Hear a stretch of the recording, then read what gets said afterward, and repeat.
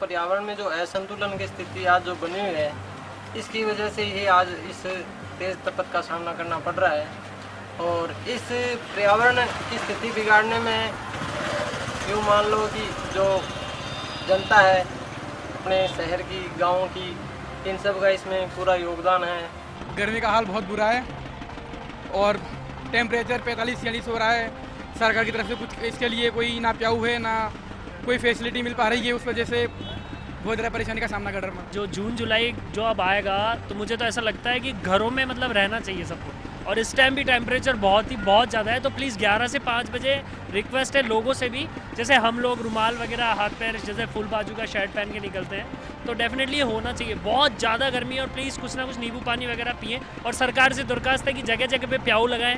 बहुत सारी प्याऊएँ हैं जो नहीं हो रही हैं वहाँ पे, तो उन पर प्लीज़ वर्क करें। जो सरकारी इंतजाम पानी पीने के प्याऊ वगैरह है, उन चीज़ों को भी इंश्योर करेंगे कि वहाँ किसी प्रकार का लीकेज नहीं हो। और जो भी राहगीर हैं या आवश्यक कार्य से जो इस पीक पॉइंट में जहाँ से किसी कार्य से आते हैं या जो गुजर रहे हैं, उनको जो व्यवस्था है, वो सुविधाएं हैं, मैक्सिमम रूप से मिल सके, ये हमारा प्रयास रहेगा। और प्रशासन की आम जनता को और शहरवासियों से अपील रहेगी कि अति आवश्यक यदि कार्य नहीं है तो गर्मी के इस पीक पॉइंट में और पीक टाइम में एटलीस्ट 12 से लेकर के 4 बजे तक घरों से अनावश्यक बाहर न निकलें। जब भी घर से बाहर निकलें आप मतलब उस हिसाब से ठंडी टाइम में निकलें, 11-12 तक अपना रूटीन जो काम है वो करें। और उसके बाद में नरेगा के मजदूरों तक को अपने मतलब ये निर्देश देंगे कि कम से कम 11-12 तक अपना काम निपटा के ठंडी छाँव में बैठें और भरपूर पानी का उपयोग करें और खान पान अच्छा रखें। जब भी घर से बाहर निकलें आप कुछ खा पी के निकलें। गर्मी इतनी बढ़ चुकी है कि लोगों की बीमारियां, पेट की बीमारी, डायरिया वगैरह इतना ज़्यादा हो रहा है। और इसके उपाय के लिए सरकार को कुछ योजनाएं बनानी चाहिए, अलग अलग प्याऊएँ वगैरह खोले, लोगों को बेहाल होने से बचाए। ये हमारी मांग है सरकार से। तो गर्मी का हमला यहाँ पर हो चुका है, बाहर निकलना मजबूरी है, लेकिन ज़रूरत है यहाँ पर खुद का ख्याल रखने की, अपने स्वास्थ्य को बचाए रखने की। चर्चा जारी रहेगी, कारणों की तलाश हम लगातार करते रहेंगे। लेकिन इस बीच जयपुर से एक और दर्शक हमारे साथ जुड़ चुके हैं, सुशील जी हमारे साथ जुड़ चुके हैं। सुशील जी, क्या कहेंगे, क्या माना जाए जो आज के हालात हैं, ये पर्यावरण असंतुलन की देन है? लगता है हमारा संपर्क उनसे टूट गया है। आगे वो चर्चा को बढ़ाते हैं। हरिओम जी, आपसे जानना चाहेंगे, जब तापमान में वृद्धि होती है, जब इस तरह साल दर साल तापमान बढ़ता जाता है, तो हम देखते हैं बैक्टीरिया जनित जो बीमारियां हैं उनमें भी इजाफा हो जाता है। तो जब ये इस दौर में किस तरह से इन बीमारियों से निजात पाई है? मैंने जैसे पहले भी आपको बताया था कि वाटर बोर्न डिजीजेज जो हैं वो बॉडी को बहुत ज़्यादा नुकसान पहुँचाती है। और जब बैक्टीरिया पानी में बढ़ रहे हैं तो मेन तो यही है कि जब भी अपनी बॉडी में रेजिस्टेंस कम होगा, जैसे मैंने बताया बच्चों का और बूढ़ों का, तो बच्चे और बूढ़ों में अगर रेजिस्टेंस कम है और उनको अगर कंटिन्यूस एक्सपोजर मिलता है काफ़ी समय तक हीट के लिए, तो वो अलग अलग स्टेज में 3 स्टेजेस होती हैं। इमीडिएटली जैसे अगर एक्सपोज हुआ तो हो सकता है वो हीट एग्जॉशन में चला जाए या हीट क्रैम्प्स में चला जाए। उसके बाद हीट क्रैम्प से हीट एग्जॉशन और उसके बाद हीट स्ट्रोक, मतलब लगातार एक्सपोज करे बाद में इतनी सीरियस कंडीशन हो जाती है कि कई बार तो सेंट्रल नर्वस सिस्टम फेल हो जाता है और पेशेंट शॉक में चला जाता है। और शॉक में जाए बाद में अगर उसको फिर भी अगर इलाज नहीं मिले तो हो सकता है डेथ तक भी हो सकती है। इसलिए बहुत ज़्यादा ध्यान ये देने की जरूरत है कि अगर एक्सपोजर होता भी है इस पर्टिकुलर टाइम में, तो उसको इमीडिएट अपने कोशिश करें, उसको इमीडिएट उसको ज़्यादा से ज़्यादा पानी पिलाएं, उसको छाया में ले जाएं, छाया में ले जाके उसके अगर कपड़े टाइट है तो कपड़े ढीले कर दें, ठंडा पानी उसके ऊपर छिड़के, तो इमीडिएटली फर्स्ट एड उसको कम से कम मिल जाए और इमीडिएटली आप उसको इमरजेंसी में भेजें। क्योंकि हीट जनित जितनी भी है, गर्मी से जितनी बीमारी हो रही है वो सारी इमरजेंसी को क्रिएट कर सकती है। अगर लंबे समय तक अगर वो एक्सपोजर में रहा तो ऐसी इरिवर्सिबल स्टेज में चली जाती है, गुर्दे फैले हो जाते हैं, लीवर फेलियर हो जाता है, हार्ट फेलियर हो जाता है, ब्रेन डैमेज हो जाता है। तो उस स्टेज से पहुंचने से पहले प्रत्येक जनमानस का एक कर्तव्य है कि अगर कहीं पे भी ऐसा लगे कोई बच्चा जा रहा है, वो एकदम से उसको बहुत ज्यादा प्यास लग रही है, शौक में जा रहा है, उसको चक्कर आ रहे हैं, तो उसको इमीडिएटली उसको छाया में शिफ्ट करें। सबसे पहले छाया में शिफ्ट करके उसको ठंडा पानी पिलाएं, ठंडे पानी से उसके ऊपर पट्टी करें और जहां जहां हो सकता है अगर उसको टेम्परेचर ज्यादा बढ़ रहा है तो उसको पहले टेम्परेचर को कम करें और उसको इमीडिएटली हॉस्पिटल में शिफ्ट करें।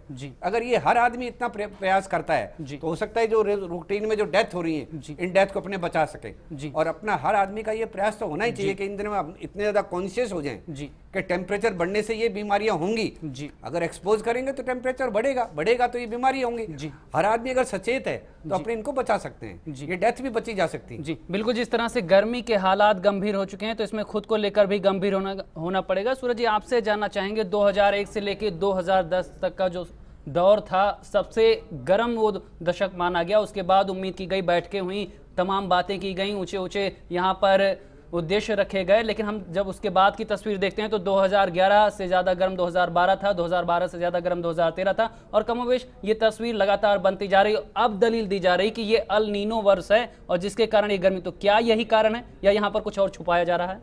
देखिए, निश्चित तौर पे ये जो दशक है ये गर्म दशक रहा है, लेकिन बात जब करें 1899 के समय की, यहाँ बैठे इनको याद होगा वो समय, उस समय लोगों ने इतना ज्यादा गर्मी को सहन किया है और सुनने में ये आता है कि पेड़ों के जो छिलके वो लोग खाने लग गए थे। तो ये हालात उस समय थे, लेकिन तब भी समाज मौजूद था और समाज ने अपनी जिम्मेदारी निभाई थी, और जो उस समय के मौजूद प्रशासक लोग थे उन्होंने भी इस जिम्मेदारी को तय किया था।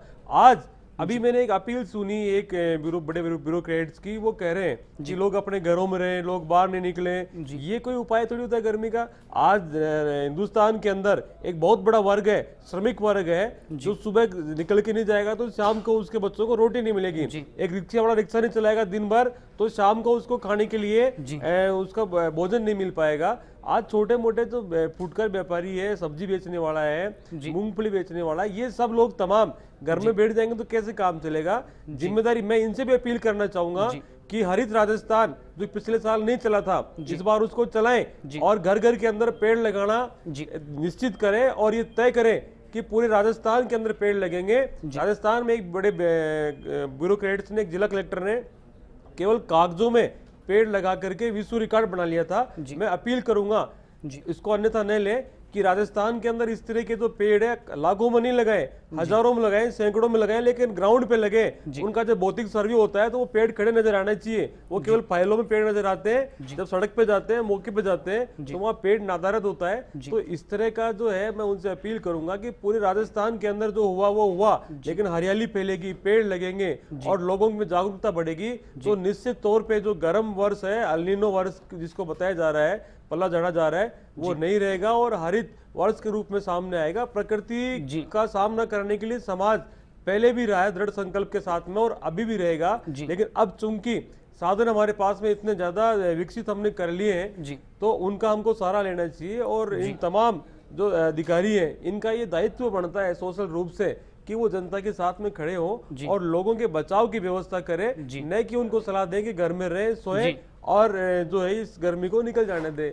ये एक उपाय नहीं है, ये कुछ समय का उपाय हो सकता है, लेकिन आने वाले समय के लिए प्रकृति को बचाने के लिए, समाज को बचाने के लिए, देश को बचाने के लिए निश्चित तौर पे हमको जो है वो ठोस उपाय करने पड़ेंगे। और वो 3 ही उपाय है। कंक्रीट के जंगल जो है उनके बजाय हरे जंगल को विकसित करें, जो जलाशय, तालाब, नदियां, प्राकृतिक जो जल संरचनाएं हैं उनको वापस विकसित करें, उनका गला नहीं घोटे।